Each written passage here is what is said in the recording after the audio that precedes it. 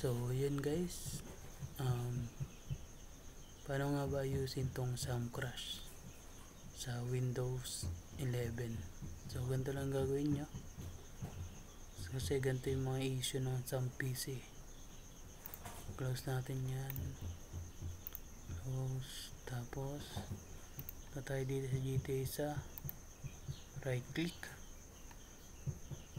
properties, compatibility, change. Tapos hanapin natin yung Windows XP Service Pack 2. Tapos huwag natin i-run, apply natin, and okay. Kailangan na to okay.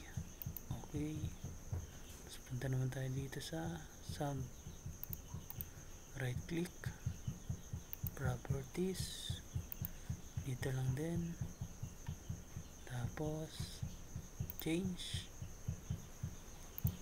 Siguro ano na to, Windows 8 na to, Windows 8 na to. Yan, yun yung babaguhin.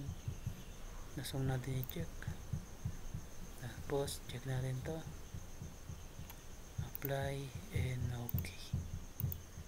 So pindutin natin to, hanap tayo ng server,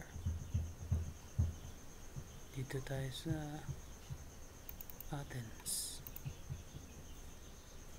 So ayan guys, tignan natin kung papasok sa loob.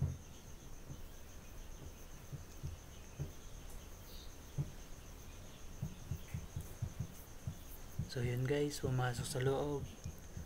Worth it ang ating tutorial. So ganito lang gagawin nyo pag nagka-crash sa inyo.